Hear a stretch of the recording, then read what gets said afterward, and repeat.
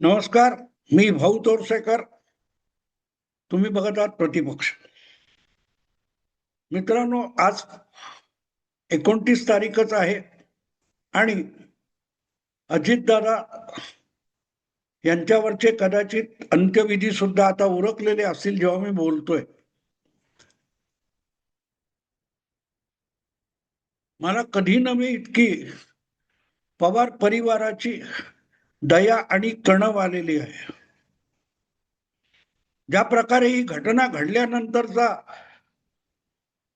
प्रसंग आहे, क्रम आहे, त्यामध्ये अनेक व्हिडिओ मी बघितलेले आहेत, अनेक चॅनेलवरच्या बातम्या बघितलेल्या आहेत, डिजिटल मीडियातल्या बातम्या बघितलेल्या आहेत. घाई गर्दीने अजितदादांच्या पत्नी सुनेत्रा पवार आणि दादांच्या भगिनी सुप्रिया सुळे या बारामतीला पोहोचल्या तेव्हा सगळं बघणं हे खरंच वेदनामय होतं. मला सगळ्यात भयंकर गोष्ट वाटली असेल तर सुनेत्रा वहिनींना बघितल्यानंतर दिवसभर वेगवेगळ्या व्हिडिओ मधून सुनेत्रा वहिनी दिसत होत्या. त्या काय बोलल्यात मला माहिती नाही, काय बोलल्यात मला माहिती नाही. म्हणजे त्यांनी दिली असेल प्रतिक्रिया काय माहित नाही. अगदी महाराष्ट्राचे राज्यपाल, महाराष्ट्राचे मुख्यमंत्री देवेंद्र फडणवीस, दुसरे उपमुख्यमंत्री एकनाथ शिंदे हे पण बारामतीत पोहोचले. एका ठिकाणी सुनेत्रा वहिनींची सांत्वना करताना राज्यपाल, मुख्यमंत्री, उपमुख्यमंत्री दिसत होते आणि सुप्रिया ताई सुद्धा होत्या. सुप्रिया ताई शिंदे किंवा फडणवीसांशी बोलत होत्या आणि सुनेत्रा वहिनी असे हात जोडून उभ्या होत्या, नुसत्या हात जोडून उभ्या हात जोडून बसलेल्या होत्या. नंतरच्या एका प्रसंगामध्ये म्हणजे रात्री काहीतरी काल त्यांचा मृतदेह हा सुरक्षित ठेवावा आणि सकाळी अंत्यविधीसाठी परत आणायचा म्हणून इस्पितळात न्यायचा होता आणि त्यासाठी त्यांच्या दर्शनासाठी लोटलेली जी गर्दी होती त्या गर्दीला समजावण्याचं काम सुद्धा सुप्रियाताई असतील, पार्थ पवार, अजितदादांचा मुलगा किंवा तिथे हात जोडून परत उभ्या असलेल्या सुनेत्रा वहिनी, त्यांच्या डोळ्यात अश्रू नव्हते मित्रांनो. सुकलेले डोळे आणि त्यातले अश्रू. जो स्वहृदय माणूस असेल, त्याला मानवी संवेदनशीलता असेल, त्याला ते अश्रू दिसत होते. बाकीच्या जगासाठी सगळी एक इव्हेंट झाली होती. किती मुख्यमंत्री, मंत्री, राजकारणातले मोठे नेते, दिग्गज, व्यापारी, करोडोचे मालक वगैरे सगळं असलं तरी अजितदादा आणि त्यांचा परिवार ही सुद्धा माणसं आहेत आणि माणसं आहेत, त्यांना जाणीवा असतात, भावना असतात. याचं भान कोणीच ठेवायचं नाही का? प्रत्येक जण आपली आस्था, आपुलकी दाखवण्यासाठी ज्या प्रकारची झुंबड करत होता आणि त्यांना आवरण्यासाठी आपले अश्रू पुसून सुनेत्रा वहिनी हात जोडून उभे आहेत आणि आपला पिता गेलेला आहे असं असताना पार्थ पवारला लोकांना शांत रहा, चेंगराचेंगरी होऊ नये असं सांगावं लागतं. हे सभ्य समाजाचं लक्षण आहे का? सगळ्यांनी याचा विचार करावा.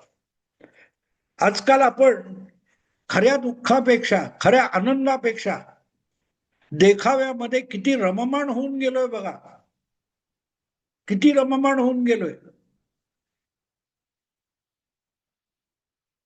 त्या कुटुंबाचा, सुनेत्रा वहिनींच्या आयुष्यातला आधार पुरुष निघून गेलेला आहे. पुढे काय करायचं हा प्रचंड असा संकटाचा जबडा उघडून भविष्य त्यांच्याकडे बघतंय. त्यांच्या अश्रूची आपल्याला पर्वा नाही. आपल्याला आपली दादा विषयक आस्था दाखवायची आहे म्हणून ती गर्दी लोटली होती. सांत्वन कोणी कोणाचं करायचं? त्या पवारांच्या, अजितदादांच्या कुटुंबाने जे आज दुःखात बुडालेले आहेत, त्यांनी जमलेल्या गर्दीचं सांत्वन करायचं. मला खरंच हे अगदी अमानुष वाटत होतं, अमानुष वाटत होतं. पवार परिवार, पवार कुटुंब, पवारांचं राजकारण, एकूण पवार घोटाळ्याचं, बारामतीचं राजकारण, याविषयी मी आजवर अक्षरशः सातत्याने टीकेचे आसूड ओढलेले. कधी दयामाया दाखवली नाही. पण इतकं सगळं असताना त्याच पवार परिवाराची, त्याच पवार कुटुंबाची दया यावी अशी परिस्थिती जेव्हा दिसते समोर, तेव्हा खरंच मित्रांनो, खरंच शब्द सुचत नाहीत बोलायला. खुद्द शरद पवार, वय किती आहे बघा माणसाचं, 88 वय आहे. पुढल्या पिढीतला एकेकाळी आपल्याला आपला राजकीय वारस म्हणून पुढे केलेला पुतण्या असा अपघाती मृत्यूमध्ये मरण पावलेला आहे.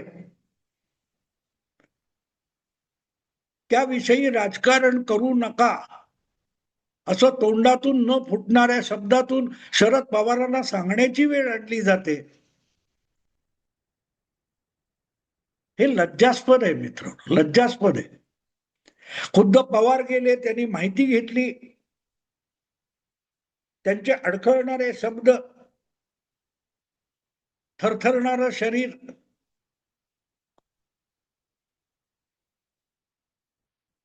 आणि त्यापेक्षाही सुनेत्रा वहिनींचे सुकलेले डोळे. भयंकर आहे, भयंकर आहे मित्रांनो. आस्था दाखवणं वेगळं असतं. कुणी कुणी काय काय लिहिलंय ते सोशल मीडियात आणि काय आलंय त्याची मी फारशी दखल घेत नाही.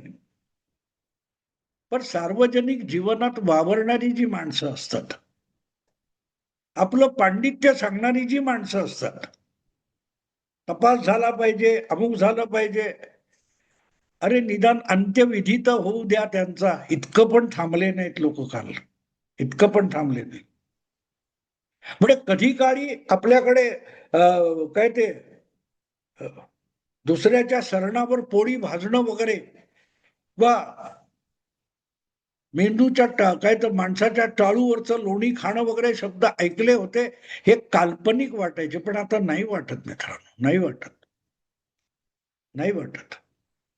आपण पत्रकार असतो वगैरे सगळं ठीक आहे, मला मान्य आहे, बातमी दिली पाहिजे. पण बातमी देताना आपली बातमी अधिकाधिक लोकांपर्यंत पोहोचावी, अधिकाधिक त्याला काय ते TRP मिळावी, यासाठी झालेली जीवघेणी स्पर्धा आणि अमानुषता लांडगे तोडीसारखी होती. ते आपण बघतो ना, जंगलामध्ये एखादं जनावर ते शिकारी कुत्रे किंवा लांडगे पकडतात आणि ते जिवंतपणी त्याला फाडून खायला लागतात. त्यापेक्षा ही जी स्पर्धा चालली होती अजितदादांच्या आकस्मिक अपघाती मृत्यूनंतर, आपापल्या परीने ती बातमी अधिकाधिक रंगतदार करणं, परिणाम साधण्याचा प्रयत्न, अमानुष होता मित्र, अमानुष होता. समोर दिसतायत अजितदादांचं तर काय ते निर्जीव शरीर होतं अपघातात ग्रस्त झालेलं, त्याच्याविषयी सगळ्यांच्या भावना अतिशय हळव्या होत्या. पण त्यांच्याशी सगळं आयुष्य निगडीत करून घेणारी मुलं, पत्नी, परिवार, ही जिवंत माणसं आहेत, संवेदनशील. त्यांच्या संवेदना अजून चालू आहेत, त्यांना दुःख होतं, वेदना होतात, आणि ते दुःख व्यक्त करण्याची सवड सुद्धा दिली गेली नव्हती. ज्या वेळेला त्या कुठे विद्या भवन काय विद्या प्रतिष्ठान वगैरे तिकडे अजितदादांचा जो देह ठेवला होता आणि त्याला बघायला लोटलेली गर्दी होती, त्यांना परत घरी जा, उद्या सकाळी अंत्यविधी आहे, त्याच्यापूर्वी परत दर्शनासाठी देह आणला जाईल आणि तो सुरक्षित ठेवण्यासाठी इस्पितळात आता न्यावा लागतोय, अशी रिक्वेस्ट करणारी भाषा सुप्रियाताई बोलत होत्या, भाऊ गेलाय दादा दादा म्हणून आयुष्यभर त्याच्या मागे पळालेली ती मुलगी आहे. तिला आपले अश्रू पुसून तुम्हाला विनंती करावी लागते. तिचं दुःख खोटं आहे आणि तुम्ही जे दाखवायला उत्साहात गर्दी केली तुमचं दुःख खरं आहे.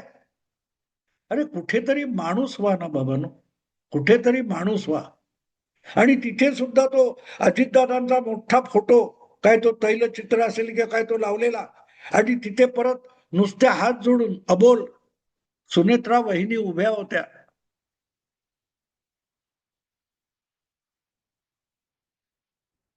त्या महिलेच्या डोक्यात काय येत असेल, तिच्या मनावर काय आलेला आहे प्रसंग. आपल्या गदारोळातून, आपल्या धक्काबुक्कीतून आपण त्यांना अधिक वेदना आणि यातना देतो याचंही भान नाही. तुमच्या पक्षाचे कार्यकर्ते असतील, स्थानिक कोण पदाधिकारी असतील, कोणालाही याचं भान नव्हतं. आणि हे कौतुकाने दाखवणारे शेकडो कॅमेरे, अनेक जण आपापल्या मोबाईलच्या फोनमध्ये सुद्धा ते स्मार्टफोनवर टिपून घेत होते. हे प्रेक्षणीय होतं का? काही ठराविक बातम्या कव्हर करणारे कॅमेरे असतील मी समजू शकतो, पण प्रत्येकाला तो क्षण असा टिपायचा होता, जणू काय फार मोठं प्रेक्षणीय काहीतरी चालू आहे. ते श्रीमंत आहेत का गरीब आहेत का, ते आजवर कसे जगले हे बाजूला ठेवा, पण ती माणसं आहेत, जिवंत माणसं आहेत. त्यांनाही भावना आहेत. कदाचित त्यांनी आयुष्यात यापूर्वी भयंकर अशा भीषण चुका सुद्धा केल्या असतील, पण आज आज ती माणसं भावना विवश आहेत, एवढं तरी लक्षात ठेवायचं. आपण त्यांचे अश्रू पुसू शकत नसू, त्यांच्या वेदनेवर फुंकर घालू शकत नसू, तर आपल्या वागण्यातून त्यांच्या जखमावर मीठ चोळलं जाणार नाही एवढं तरी भान ठेवलं पाहिजे ना. कोणालाही त्याचं भान नव्हतं, कोणालाही नव्हतं. तितकीच धक्काबुक्की करत वेगवेगळ्या माध्यमांचे कॅमेरे तिथे, पत्रकार तिथे घुसखोरी करत होते, आपल्या आपल्या पद्धतीने वागत होते. आणि ज्यांचा थक्का थोरला भाऊ गेलेला आहे, दादा दादा म्हणून सुप्रियाताई त्याच्या मागे सतत पळत राहिलेली आहे. पार्थ हा तर त्याचा साक्षात पिता गेलेला आहे, जन्मदाता गेलेला आहे, आणि त्याला तुम्हाला हात जोडून विनंती करावी लागते, आवरा. हे काम कोणी करायचं असतं? एखादी व्यक्ती मरण पावते तेव्हा त्याचे आप्त स्वकीय मित्र परिचित येऊन हे सगळं हाताळत असतात. तसा कोणीही तिथे नव्हता. या सगळ्या गोष्टी पवार कुटुंबाने करायच्या. पवार साहेब स्वतः आले तिथपर्यंत, त्यांनी माहिती घेतली आणि हात जोडून एक व्हिडिओ करून विनंती केली सगळ्यांना, बाबांनो याचं राजकारण करू नका. मला शरद पवार हे कधी आजपर्यंत आयुष्यात अगतिक वाटले नाही, तितके त्या व्हिडिओमध्ये वाटले. या वयामध्ये 88व्या वर्षी 60 वर्ष राजकारणात गाजवलेल्या माणसाला आपल्या पुतण्याच्या मृत्यूचं राजकारण करू नका असं सांगायची वेळ आणणारी जी जी मंडळी असतील, ती कुठल्याही पक्षातली असो, कुठल्याही क्षेत्रातली असो, ही सगळी माणसं अमानुष आहेत, राक्षसी आहेत. मला पवारांची फार दया आली तेव्हा ऐकून.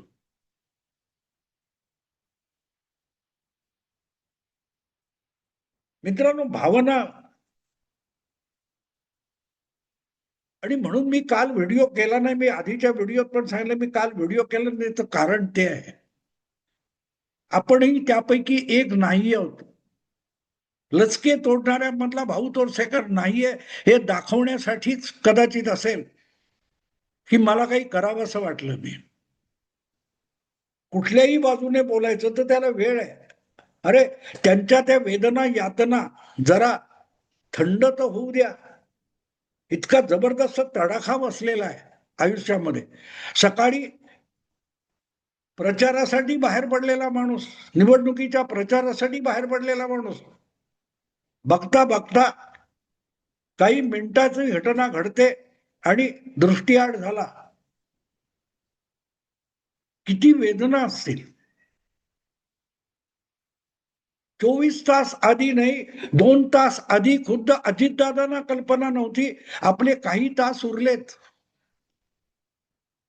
ते विमान योग्य वेळी योग्य रीतीने त्या धावपट्टीवर उतरू शकलं नाही आणि त्याला परत आभाळात झेपावावं लागलं आणि परत एक गिरटी घालून जेव्हा उतरण्याचा प्रयत्न झाला, त्या दरम्यानची जी 10, 12, 15 मिनिटं असतील, त्या क्षणी साक्षात मृत्यू अजितदादांसमोर उभा होता.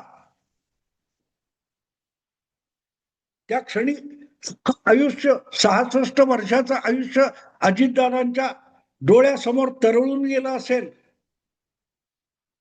मी काल काही करू शकलो नाही, कारण अख्खा वेळ माझ्या डोक्यात तो विचार चालू होता की हे शेवटची 10-12 मिनिटं साक्षात मृत्यू आपल्या स्वागताला येऊन उभा आहे, हस्तांदोलन करायला बघतोय. हे जाणवल्यानंतर अजितदादांच्या डोक्यामध्ये शेवटचा क्षण जिवंत असेपर्यंत कुठले विचार घोळत असतील, त्यांना काय काय आठवत असेल, याचा मी विचार करत होतो. आणि जितका विचार करत होतो तितका मी अधिकाधिक भावना विवश होऊन त्या सगळ्या चिंतनामध्ये गुरफटत गेलेला होतो. आणि अशा वेळेला पुढे सरकून सरकून पुढची बातमी काय सांगते हे बघत होतो आणि आणखीन हळहळत होतो.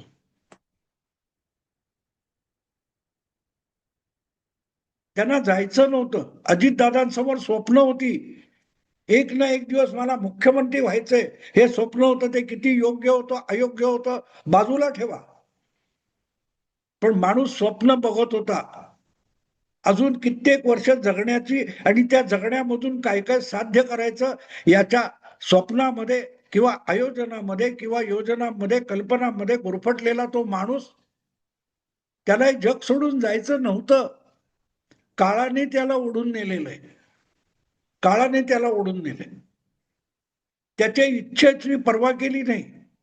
अजितदादांना आवडेल का आत्ता घेऊन गेलं तर, असं त्या मृत्यूला वाटलं नाही. आणि इतका निर्दय मृत्यू समोर उभा आहे. आपण भल्या भल्यांना आयुष्यात सरळ केले, घडवले, बिघडवले, अशा उद्दामपणात जगलेले अजितदादा हे शेवटच्या त्या 10-15 मिनिटांमध्ये साक्षात मृत्यू आपल्या समोर उभा आहे आणि तो आपल्याशी कुठलीही तडजोड सौदेबाजी करायला तयार नाही. अशा वेळेला अजितदादांच्या मनामध्ये जिवंत असताना शेवटचे काही क्षण काय काय विचार आले असतील याची मी कल्पना करत राहिलो. त्यात अख्खा दिवस निघून गेला, पण मला उत्तर सापडलं नाही. आणि म्हणून मी तो सगळा राग एक प्रकारे ज्यांनी ज्यांनी याची इव्हेंट करायचा प्रयत्न केला त्यांच्यावर काढला. जो माणूस इच्छा नसताना मृत्यू त्याला आपलं आलिंगन देतो, कवटाळतो, तेव्हा त्याच्याविषयी थोडी करुणा असावी, दया वाटावी. त्याच्या आप्तस्वकीयांना शेवटची भेट न देता एखादा माणूस जातो, तेव्हा थोडी मानवी संवेदना दाखवावी एवढीच अपेक्षा असते. आणि म्हणून त्या सगळ्या इतके व्हिडिओ बघितले, इतक्या बातम्या बघितल्या, त्यामध्ये सुनेत्रा वहिनींचे सुकलेले डोळे आणि तरी बिना अश्रूचे डबडबलेले डोळे मला भावूक वाटले. काय गमावलंय ते त्यांचं त्यांना कळत होतं. या बाजूला मुख्यमंत्री बसलेत, या बाजूला राज्यपाल बसलेत, इकडे आपली नणंद बसलीये, पलीकडे एकनाथ शिंदे बसलेत. अशा वेळेला नुसते असे हात जोडून आपण कुठे बघतोय माहिती नसलेल्या सुनेत्रा वहिनी डोळे उघडे ठेवून हरवलेली जी दृष्टी बोलत होती ते वाचण्याचा मी प्रयत्न करत होतो.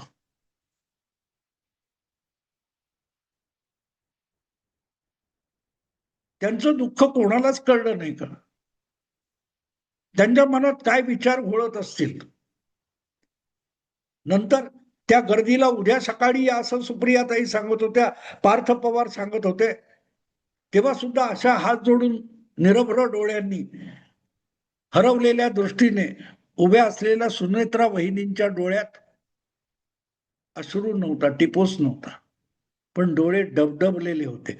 ज्याला दृष्टी म्हणतात ना, नजर म्हणतात ना, ती डबडबलेली होती. आपल्या अथांग दुःखाच्या गटांगळ्या आपण खातोय आणि तरी स्थिर उभं राहायचंय. हा केवढा भयंकर अनुभव आहे, त्याची कल्पना करा. एवढंच बोलून थांबतो. नमस्कार.